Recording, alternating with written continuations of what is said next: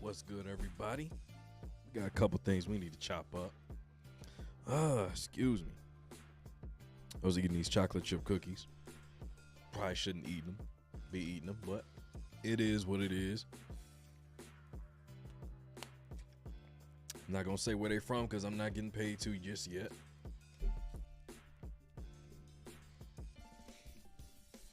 All right, man. So, what are we gonna talk about? I sound like Cody Rhodes. Check.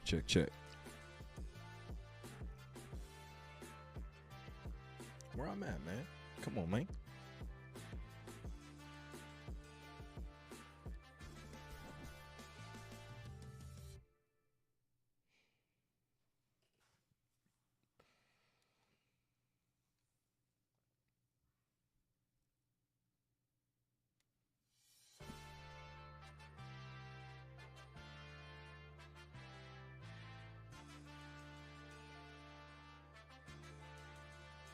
All right, we are indeed live on YouTube, streaming. It's Kobe Bryant week. All right, right now, I am gearing up to release a what if Kobe Bryant and LeBron James met in the NBA Finals in 2009.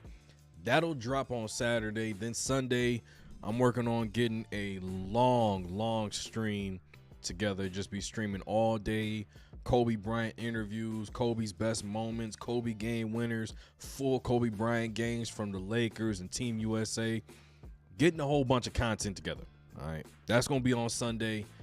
And been 5 years. Been 5 years since the first Kobe day after his passing. So I just wanted to do something really dope because it was around this time that actually got me going on my channel, really got me focused on starting my channel and getting it built up. So it's just a full circle thing. I hate it had to be under these circumstances, but this is what we got coming up this weekend. And obviously, you know, more content to come out of that. But this Saturday's what if Kobe Bryant, LeBron James, a lot of time went into this, a lot of energy and effort went into setting this up. So hopefully y'all enjoy it. Tapped in some AI, got some AI in there, not Allen Iverson, artificial intelligence, but we're gonna talk about Kobe Bryant, his all-time rank.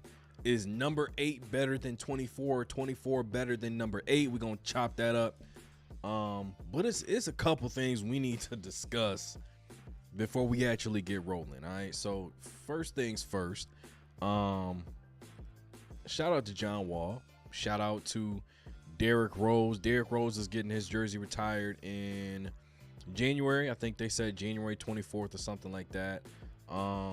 Shout out to him, man. He's always going to be in that category of what if he never got hurt. I forever got beef with Tom Thibodeau, just because when you're up in that game, you got the lead late in the fourth quarter, you don't need to play him anymore. He does not need to be on the basketball court anymore. So he's in that category of guys. But I seen something the other day that really bothered me, and it bothers me because this is the obvious discourse that we have surrounding NBA players when they get hurt. All right. Move this over here. Share my screen with y'all. This conversation happens too much, too often. All right. An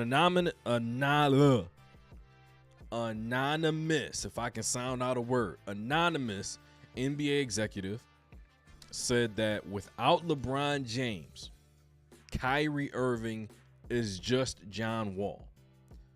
First of all,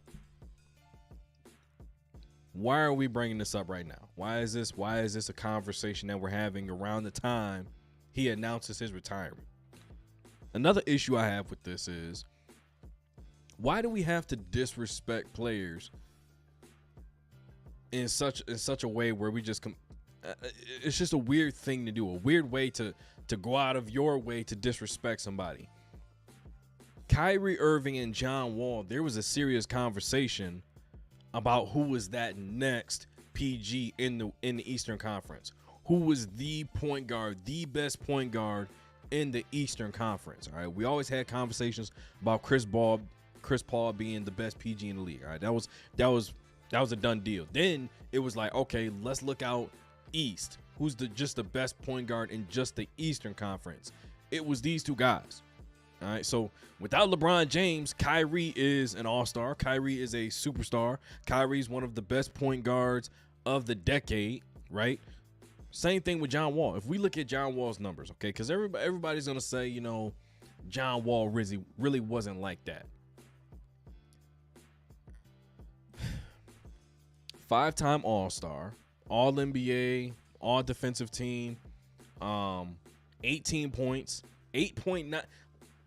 I don't even know if anybody realizes how great of a floor general this man was. Nah, he ain't get to get to a championship or anything like that. But I don't think people really understand how good this dude was. Arguably, and this is just my opinion because I still watch it till this day, best high school highlight reel.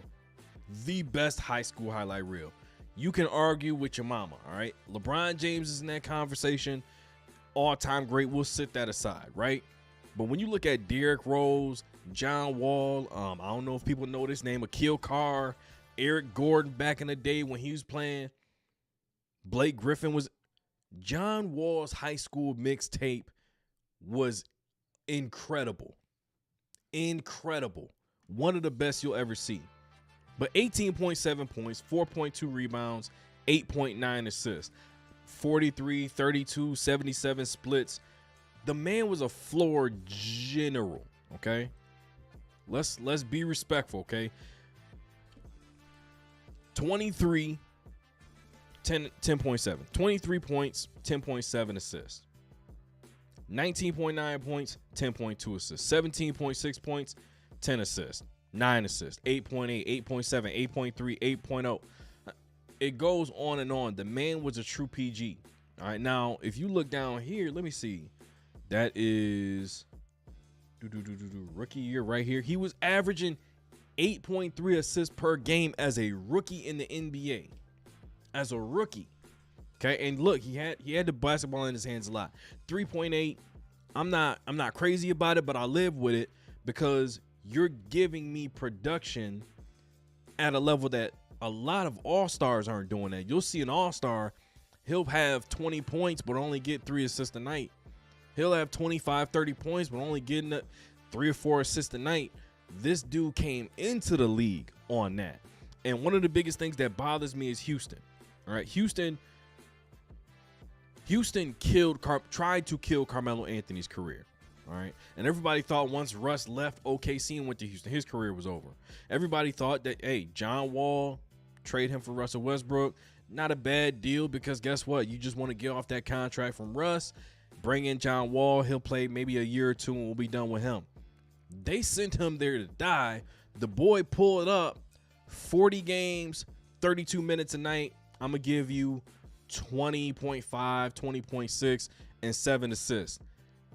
Those type of numbers next to the right players is going to win games. You cannot have that if you plan for the Houston Rockets at that time. You need draft picks. You need to be terrible.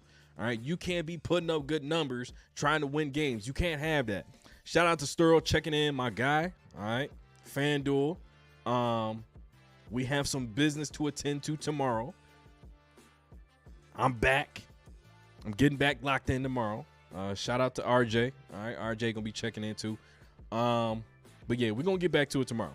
All right, this baseball, we got to end this baseball thing off right. It's been a rough season, but John Wall gotta give him some more respect, because I don't like the fact that out of nowhere they just tried to throw dirt on his name like that.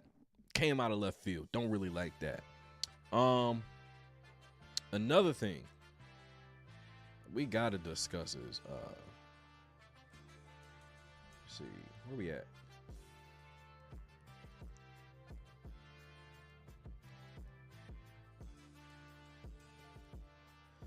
This conversation right here, and I got into it with a lot of people, all right, on Twitter, on Facebook. They said the worst player has to go. Now, I'm a Miami Heat fan. Everybody know that, all right? Heat Nation, I go down with the ship. I'm okay with that. I'm cool, right? We had a tumultuous season, all right? I love Jimmy. I got 2 or 3 of his jerseys upstairs, all right? Love Jimmy. Probably buy another one. But we was going through it last year, psychologically, on the core, X's and O's, all that. Top to bottom, we was getting cooked last year. Tyler Hero was still putting up 24, 5, and 5. And he was an all-star. Now, everybody's saying that Tyler Hero is the worst player here.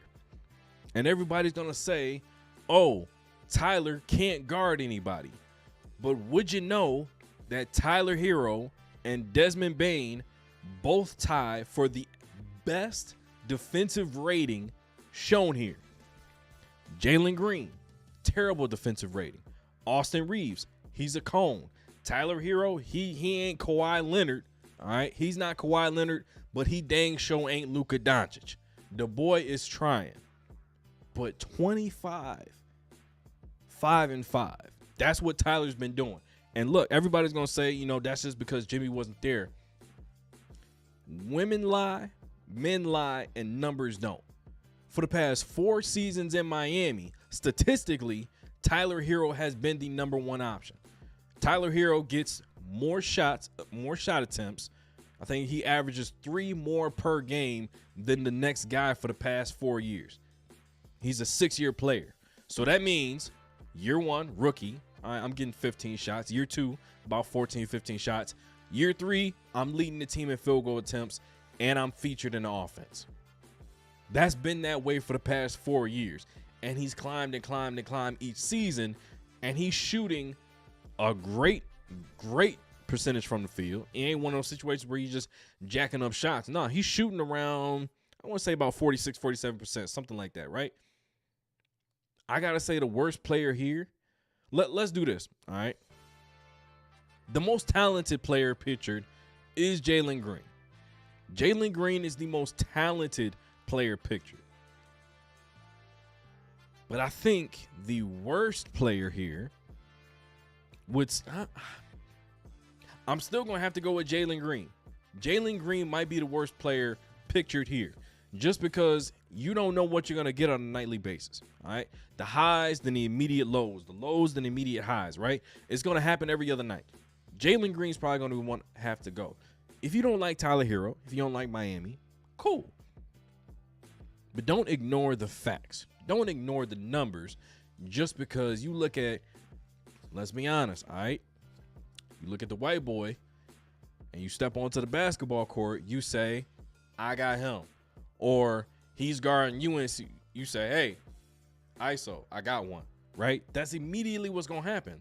Flip side to that is Tyler Hero is also going to say, hey, I got one.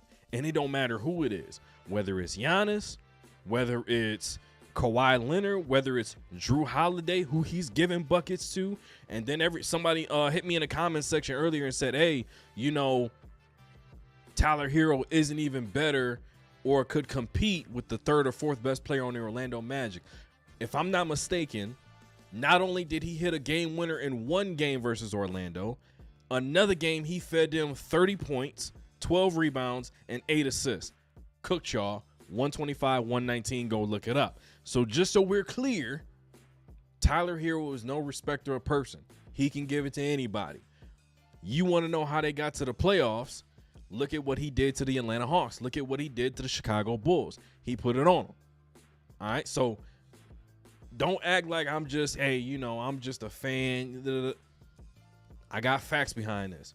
Sturl said Green hasn't found his identity while the other three have.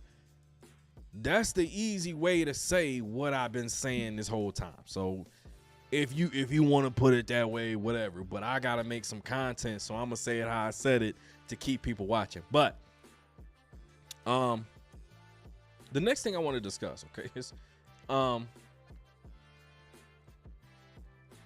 this brother right here, man. This brother, he is the prime example of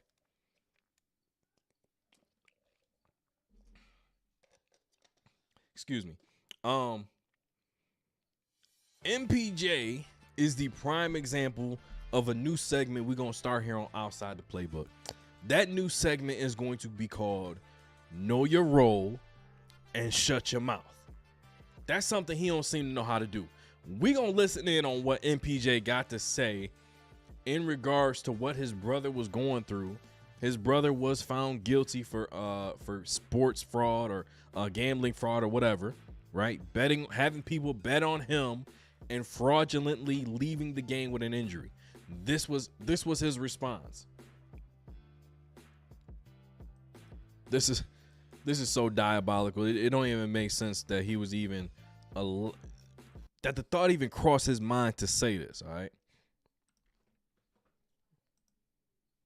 Like that do the sports betting, but think about if you could get all your homies rich by telling him, yo, no shit, bet $10,000 on my under, this one game I'm gonna act like I got an injury and I'm gonna sit out. I'm gonna come out after 3 minutes. That is so not okay. But some people probably think like that. They come from nothing and 100%. All their homies have nothing. 100%. And they're like, bro, if I come out of this game after 3 minutes and y'all all hit on my under, we're all getting a little bag. Yeah.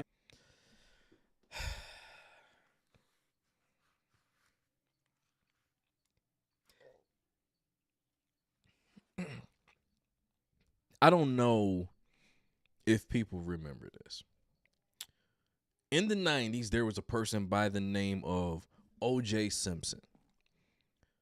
He was on trial for, all right, essentially, he got away with it. Glove don't fit, you must have quit. Then years later or shortly after, he wrote a book, said, If I Would Have Done It. This is Michael Porter Jr.'s If I Would Have Done It. Your brother got jammed up for it. And because he's your brother, you're going to be looked at differently or looked in a different light or closely watched every single time you have a questionable performance. Every single time you go down or leave with an injury. And these are the comments that you're going to throw out there. Come on, man. Come on, man. You can't say you don't have anybody that had these conversations with you. That's why you're saying this. You can't say that, man. You in your mid-20s. You've been in the league for years. You a champion. You've been around Nikola Jokic, Jamal Murray, Russell Westbrook, Aaron Gordon, Mike Malone. You've been around a lot of professionals that know how to carry themselves. DeAndre Jordan, Jeff Green. You've been around a lot of professionals that know how to carry themselves, know how to talk, and you just displayed you ain't learned nothing. Your brothers got jammed up for sports betting as a player, and you're saying, I ain't saying he right, but I get it. You cannot say that, especially when you just got traded to a new organization, and this is your first impression to the fans. My he advice followed has that always up. come in the form of women. I've never viewed that as okay. I don't think hold on. Let's restart it. All right. Now he's talking about, hey, my brother's vice is the gambling. Cool. But everybody got a vice. Here's mine.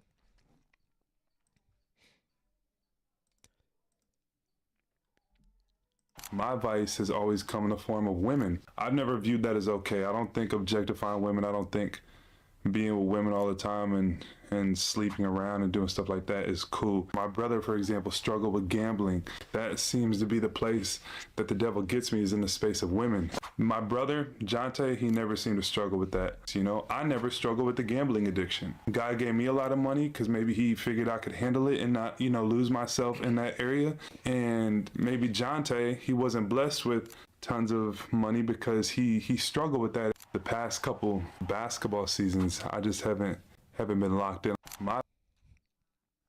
You said all of that. All right, you told the world your vices.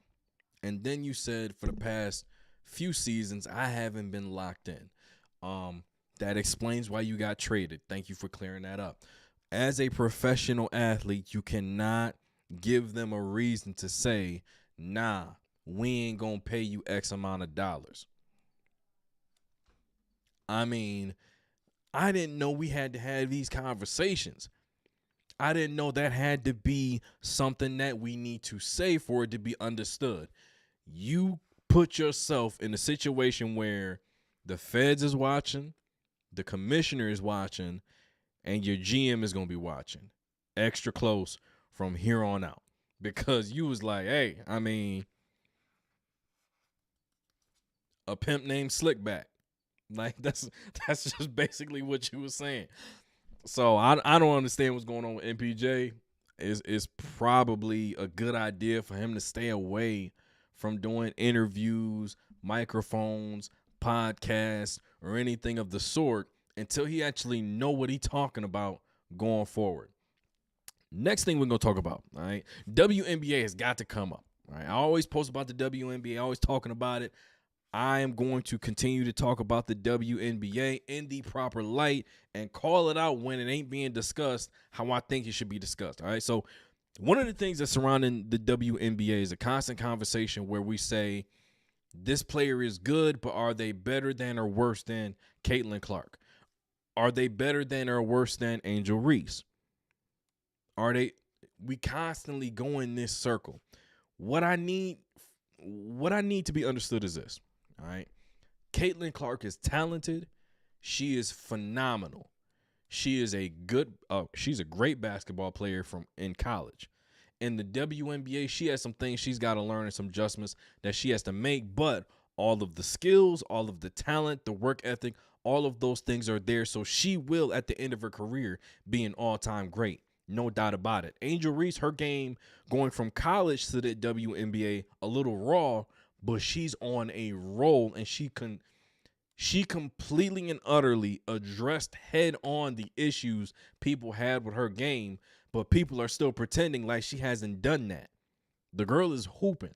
15, 12, 4 assists, 45% from the field, up from a year ago, playing ball at a high level, right?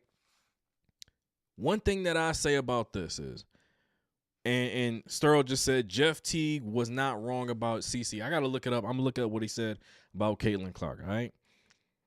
In my opinion, before I look that up, before I even, go down that road, my opinion on Caitlin Clark is she's going to be an all-time great. Everything looks perfect for her to be an all-time great. Because guess what? The only thing you say about her game is she needs to turn the ball over less, and she needs to be more aware of her shot selection. Those are two controllables. Once you control the things you can control, everything else falls into place. They have Mitchell. Sophie Cunningham just went down with an injury. They have Boston. In my opinion, Chicago, you want to get rid of AR? You want out AR? You want to go somewhere? Boston, good tradable asset. Send her to Chicago, bring AR. Watch Caitlin Clark and AR tear up the league together. That would absolutely destroy the internet. That's my dream scenario. But keeping on track with the Caitlin Clark thing, all right? She's not the measuring stick. And everybody, and as far as rookies go, let's just talk about rookies for a second. Candace Parker was an MVP and Rookie of the Year and All-Star. And she was in contention for Defensive Player of the Year in just her rookie season. You can put up all the numbers you want to. You're not an MVP candidate.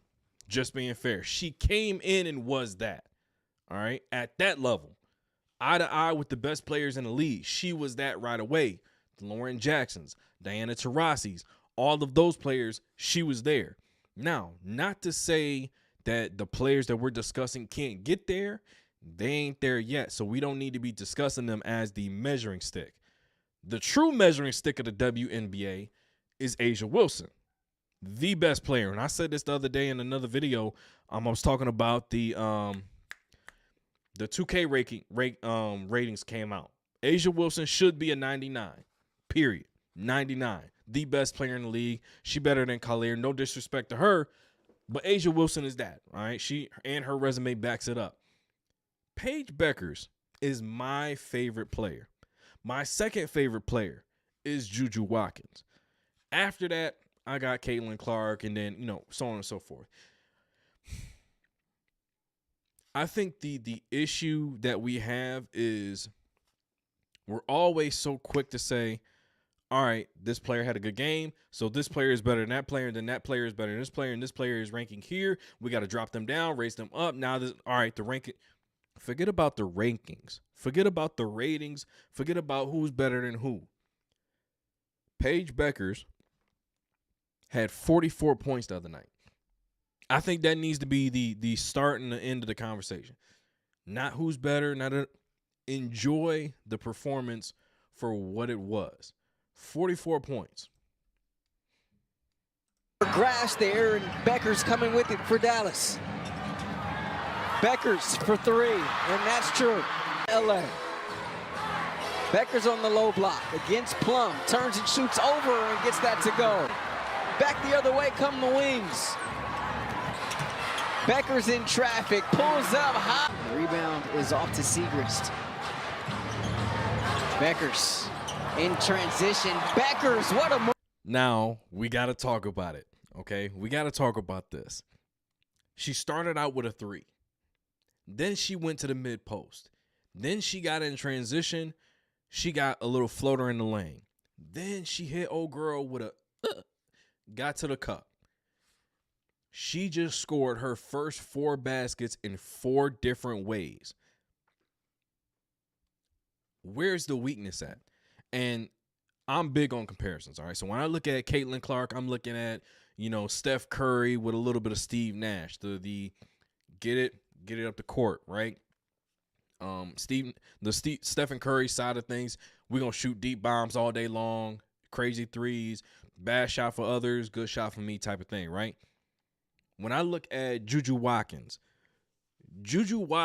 is the second coming of Syracuse Melo. Nobody, and first of all, get well, Juju. Nobody wants to see Juju Watkins in the W. Y'all thought Simone Augustus was a pro. Y'all thought Maya Moore was a pro. DT. Juju Watkins is a different animal.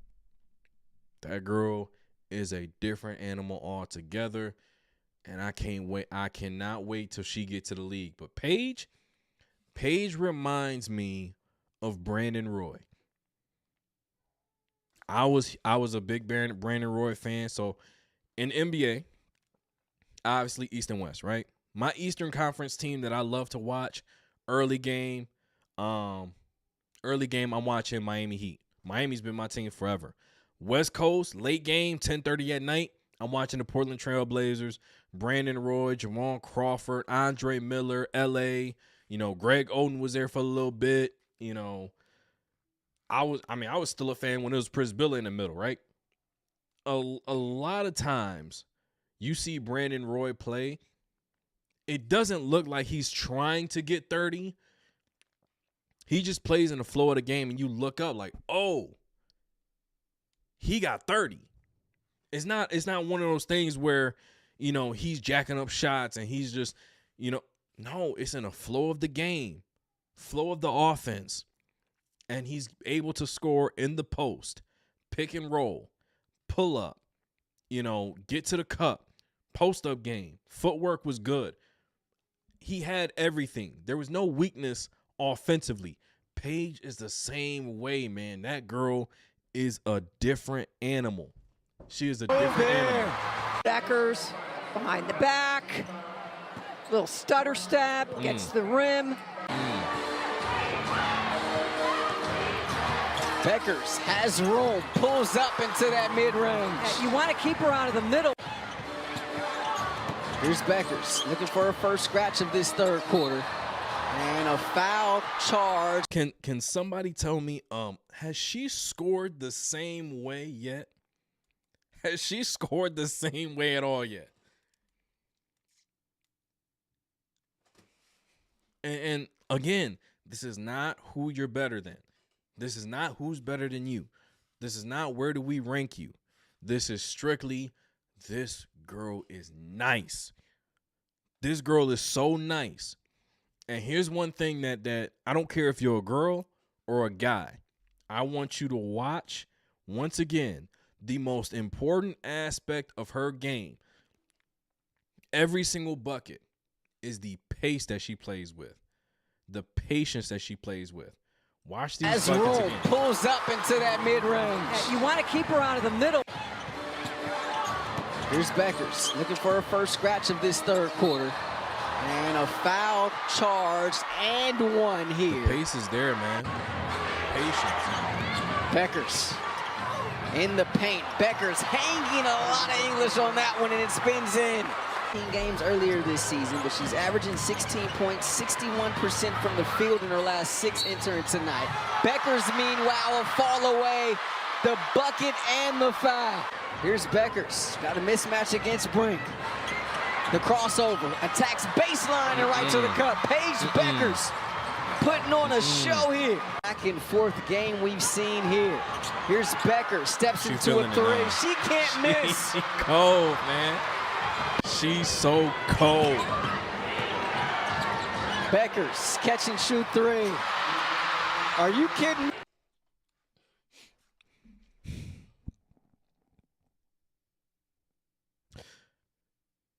Where's her weakness at? Because, I mean, where's that? Yeah, Sturl said a minute ago, she plays defense too. How many, I mean, and I look at it at a different perspective because I don't want to say I'm a pessimist, but I have to find a weakness. I have to. There's no such thing as a perfect player, right? I have to find a weakness. I have no answers, man. I have no answers. I don't see a weakness in her game. Not even a little bit. Who's done that with her 39? Are you? Beckers, catch and shoot three. She just came off a screen. Are you for kidding? three. Who's done that with her 39? DHO. 4 Reset. on the shot clock. Here's Stop Beckers. Oh. She's got 41. Beckers feeling it tonight. And it continues. I need a jersey. I need a jersey. What size, if anybody knows, do I order? Okay. If I want a women's basketball jersey. Again, I want to bring it back. Okay, and we're gonna watch the first couple four possessions. Okay, Grass there, and Beckers coming with it for Dallas. pull up. Beckers for three, and that's true. LA. Beckers on High the low post. block against Plum, turns and shoots over and gets that to go. Back the other way come the wings. Transition. Beckers Floater. in traffic, pulls up high. Rebound is off to Siegrist. Reject. Beckers In and out. in transition. 4 different ways, all 3 levels of scoring, and it just looks so smooth. The patience, the vision, everything. She got everything, man. She got everything. And like I said, I'm not comparing to nobody. Appreciating her talent and skill for what it was. This was a what is the word I'm looking for? This was a clinic. This was a clinic in being able to score in so many different ways. The patience and all of it was there. She had everything. All right. Before we move on to the next segment, before we talk about Kobe, and we're going to end with Kobe tonight, probably go on for another 20 minutes or so. Before we do that, check out this ad. Click the link down below in the description to get discounts on brands like Fanatics, Dubby, and Dad Game.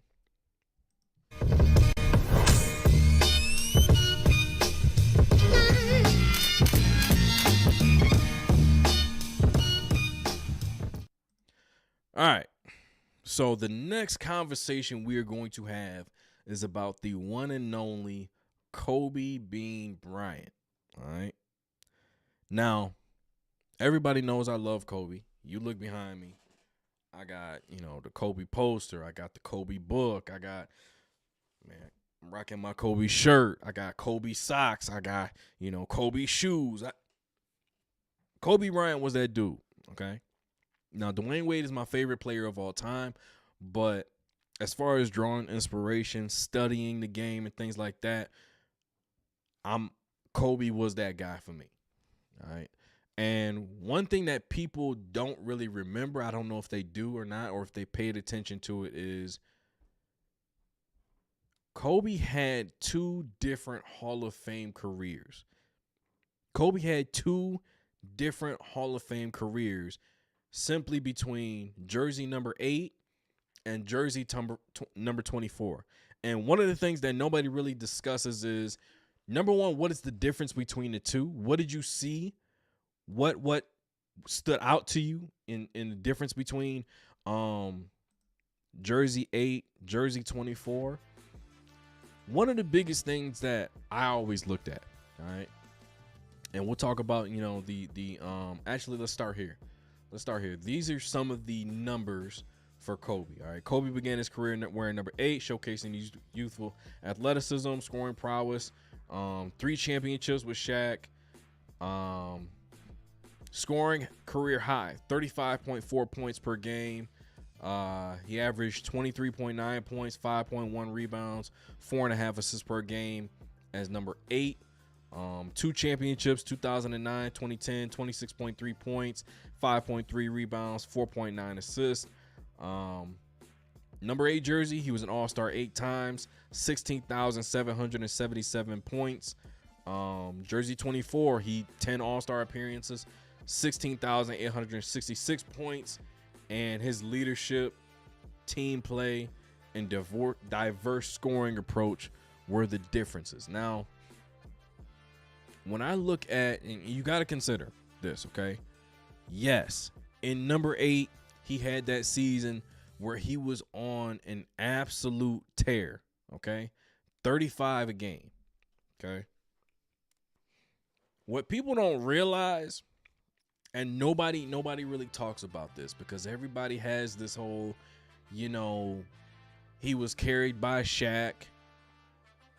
He was a sidekick. He was a Robin, right?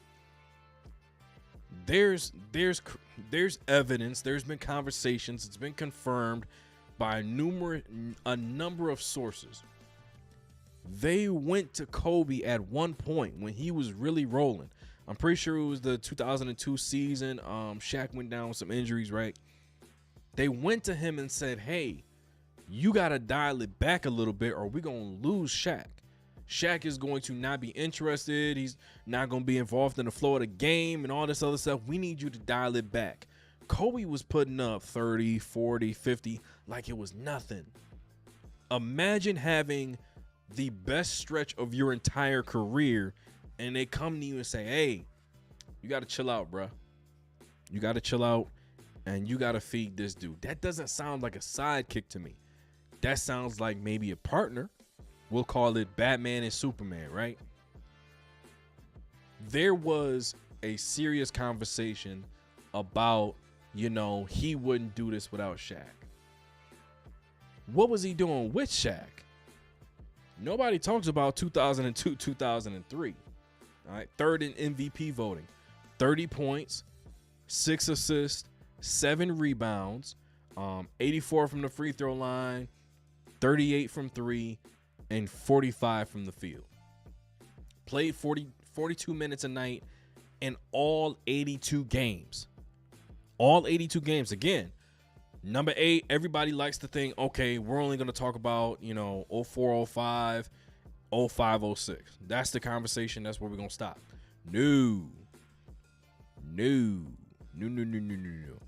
You got to understand what he was doing while this dude was on the roster with him. Look at the playoffs, all right? Playoffs, 2002, 2003, 32 points a game, 5 assists, 5 rebounds. You look here, 2000, 2001, 29 points a game, 7.3 rebounds, 6 assists. Third championship, 26, 5, 6. I think you can make the case. You can say, okay, the first year, the first championship, he was getting it going, finding his own, coming into his own rhythm, right? All right, we got it. By this point, all right, we got it. Kobe is, and you know what? People don't want to have the honest conversation about, when we talk about who was the best player in the league during these times. And everybody loves to say, LeBron's been the best player since he came in the league. LeBron's been the best player for 20 years. Let's stop, okay? Let's be honest about this. LeBron is a great player. Mount Rushmore, legend, top 3, no matter how you slice it, right? Let's not pretend that he's just been the best or considered the best, because again, everybody had this idea in their head when we were talking about Kobe and Tracy McGrady, saying, no, we're not making this up. We're just telling you what people were saying back then. Well, guess what? This particular individual, the GOATs of B-ball, all right, the GOATs of ball, this page on Twitter posted this, and one of the comments he made, he said, this is based on conversations from media personalities, sports analysts, color commentators, players in the league, GMs, executives, so on and so forth. This is based on the conversations at that time in each of those years. 2009, there was a game. They were talking about LeBron James, who was in that game, and said GMs and executives, Hall of Famers, right? I think the poll was 170. They polled like 170 Hall of Famers or something like that. And it came back that Kobe Bryant was by far and away the best player in the NBA in 2009. Then he won the championship. Then he won a championship again in 2010, and they came back. They said he was still the best player in the league, and they were still saying that. LeBron took over in 2012. Listen, I'm not making any of this up. This is not just me voicing my opinion. This is from research based on what people were saying and have been saying. 2019, I mean, this is accurate. This is accurate. 2012, 13, 14, goes back to Cleveland, 15, 16, 17. The man, I'll put it like this, right? The man has one of the greatest runs, I'll say, from 2012 to 2018 of being just ferociously dominant. But Kobe Bryant, from this point to this point, was undoubtedly the best player in the NBA. And I don't know how else you can argue that without sounding foolish, all right? Now, from 8 to 24, I'll say 8 was, and this is what I liken it to. This is asking, which animal do you want to take me out? Do I want to get torn up, hunted down by a lion, or do I want to get struck on the leg by a mamba? You're asking, which way do you want to go out? Both painful. Rather not have either one happen, but I would really not want to get mauled by that lion. I would really not want to get bit by a black mamba, because that's going to be excruciatingly painful and slow heading out. So it's a hard conversation to have. All right. Number 8, Kobe. It was attack mode. I can take everybody on by myself. You can't stop me. The person in front of me, you can't stop me. It's going to take all 5 of you to stop me. And I'm still going to feel like you're not going to be able to stop me. Number 24 said, okay, watch this. I know you can't stop me, and I don't believe any of you can stop me. But I'm on the court, and I'm going to make these 4 next to me just as unstoppable as a unit. That's when the switch happened. That's when the switch. It was completely different. And it's just a year's difference. It's just 1 year. From 06 to 07, that's the difference you've seen in Kobe. All right, listen. Like I said, this Saturday, what if LeBron versus Kobe happened in the 2009 NBA Finals? We're going to talk about the Phoenix Suns series. Not glossing over that, all right?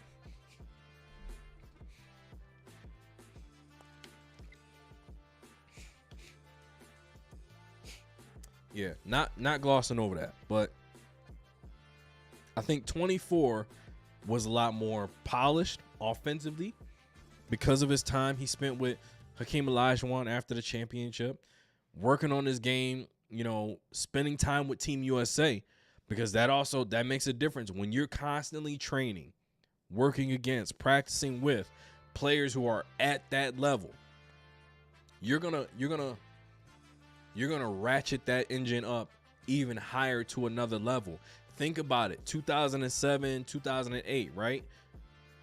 When you come off that Olympics, Team USA, Redeem Team, D Wade was an MVP conversation. Chris Paul was an MVP conversation. Dwight Howard, LeBron, Kobe, Melo, Bosh was an all-star. Bosh was trying to get to the playoff. Everybody came back and they were on 10 from jump. Came into the season in shape, mid-season form because of what they just went through in Beijing. They were ready to go. That's why you see so much success from them when they came back, because they were battling every single day against and with each other for a very important prize, right? Coming to that season, Kobe was ready to go. LeBron and all them was ready to go. All right. So when I look at 24, right when he made that transition to 24, he also started spending time with Team USA.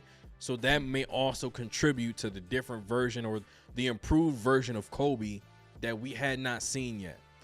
One thing that consistently bothers me about the Kobe Bryant, where do you rank him at? Is he top 5? Is he top 10 all time?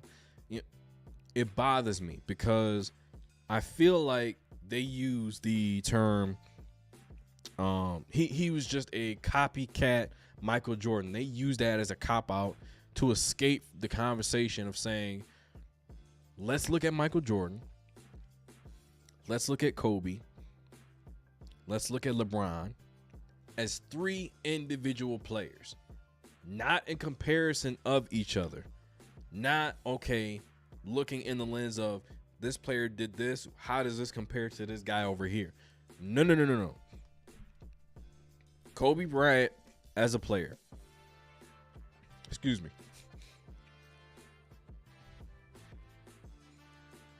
Shaq said Kobe at 11 is criminal.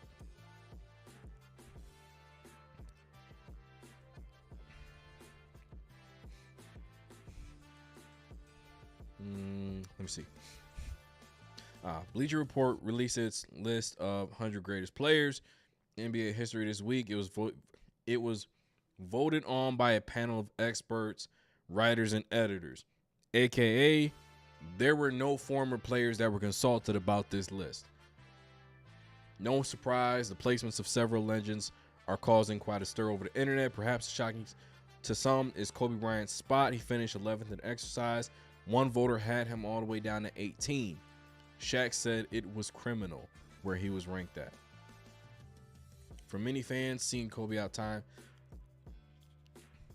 top 10 is unfathomable. So we're here to provide more context and help you understand why.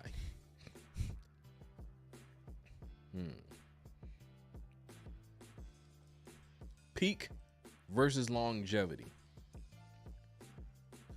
4th all-time in career points, 2nd all-time in All-NBA nods, 3rd in All-Star selections, 3rd in total 40-point games, including playoffs. No question, for the most of 2 decades, he was among the very best players in the world, but among the best and the best are 2 different things.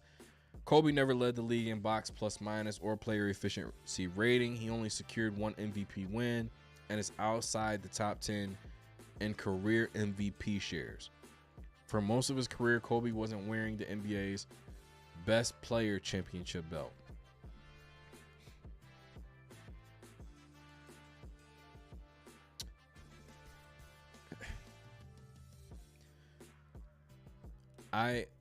I love the respect that Tim Duncan is getting.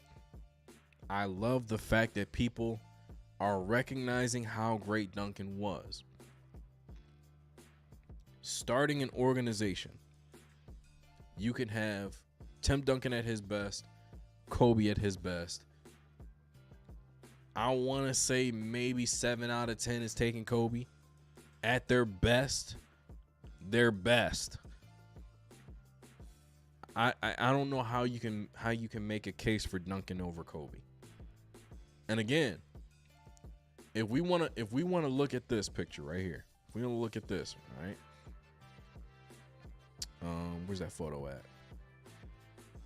Let's see.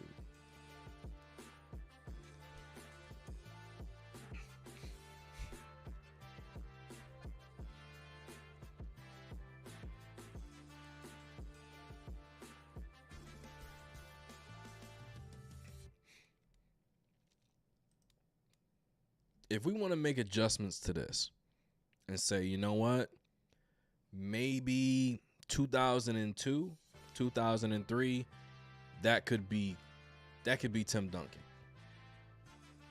He wasn't better than Kobe in all these years. Sorry, he wasn't. He was not. He was not. I don't know. I just think people try to downplay him so much just because it is openly discussed and acknowledged that he followed after Michael Jordan so closely, studied Mike so closely. Why would you not study the greatest of all time to find out how to achieve greatness? What is so wrong about that? Meanwhile, the players above him, top 100, which includes everyone named in the preceding paragraph, all had multi-year peaks in which they were clearly holding the belt. The lone exception may be Wilt Chamberlain, who had Bill Russell to contend with. Shaq was the three-peats alpha. Again, Kobe was asked not to go above and beyond where he was at. 29, 26. That next year he had 30 per game. All right, 29, 26, 30. That doesn't sound like, all right, I mean, you was being carried. It's tough to find an NBA championship team without multiple bona fide stars. Jordan Pippen, Magic, Kareem, Bird, Kevin McHale, Parrish, Duncan Robinson, Parker, Ginobili, Kawhi, Curry, and KD. The first name in each of the combinations above, including Curry's, clearly topped the hierarchy within each title-winning team. Kobe was that player for his pair of championships with Powell in 09 and 10. He was the clear number 2 to the 6th best player of all time.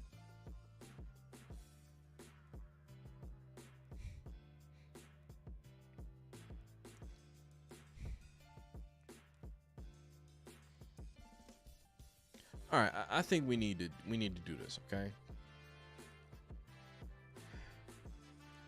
Because this is frustrating.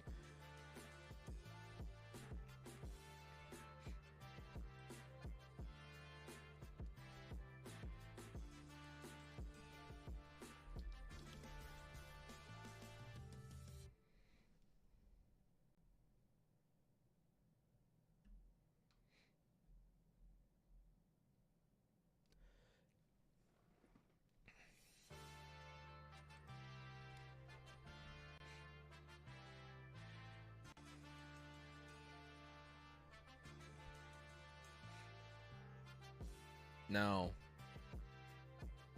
Shaq was getting 18, 19, 21 touches, okay, during their primary championship runs. Okay. Kobe was getting 17, 22, 20, 23. So Shaq wasn't getting more touches. Okay.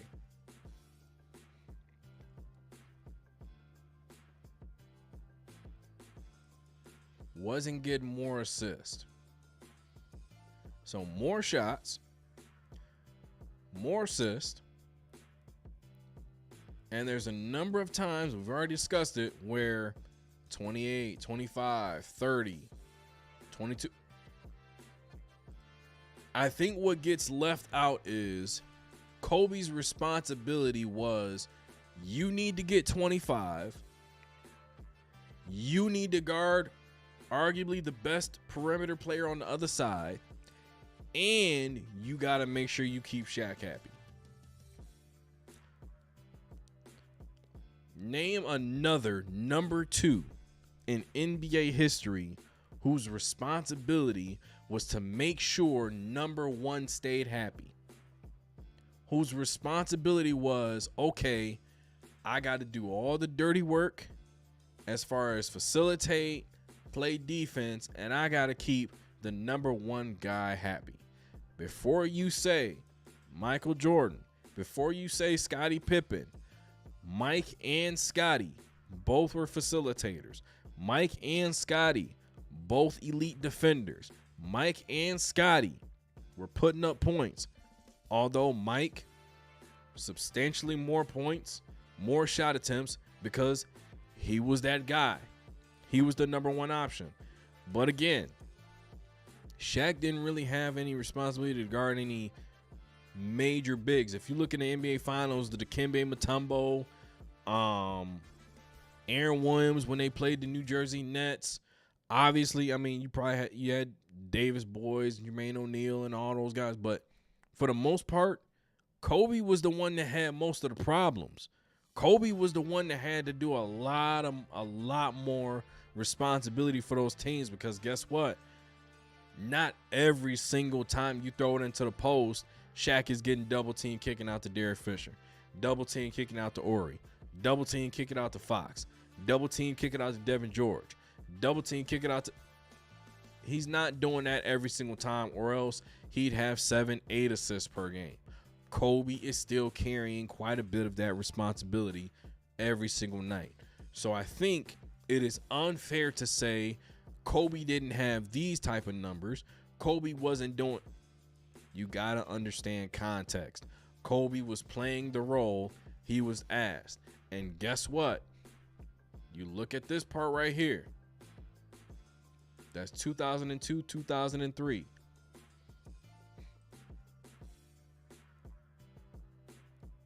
(27, 11, 3, 30, 7 and 6. He was third in MVP.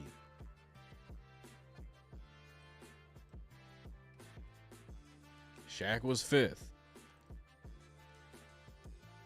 He was 8th in Defensive Player of the Year. Shaq was 13th. Both All-Stars, both NBA first team, I'm assuming. Kobe was first team on defense. Shaq was second team. Nobody counts that year because they didn't win a championship. Okay, fine. They didn't win a championship that year. Kobe was still all NBA first team, all NBA first team, all NBA first team. Shaq, you look at Kobe, NBA first team, NBA first team, NBA first team. Second team, defensive first team, defensive first team. Both of these players are first team and second team. Kobe probably competing with Tracy McGrady and Allen Iverson. Both of these guys are top 5 players in the world.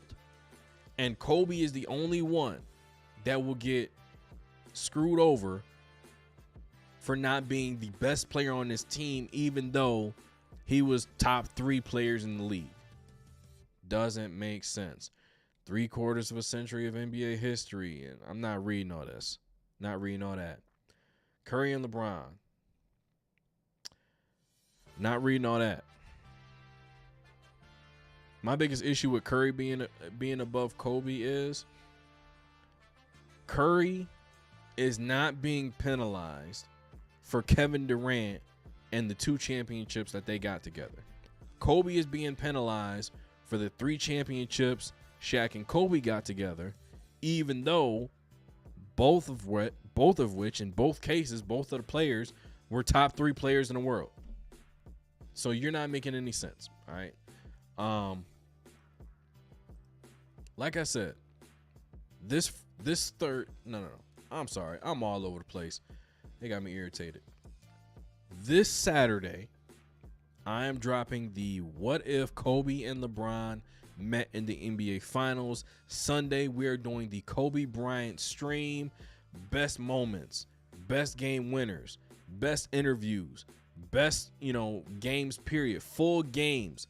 USA versus Spain in 2008, phenomenal game. Everybody remembers that, right? Kobe in the Garden, 61. We're going to be streaming all day long, nothing but Kobe content. Make sure you give this video a like, subscribe to the channel, click the link down below in the description to stay up to date on all things outside the playbook, and find discounts for Fanatics, Dubby, and Dad Gang.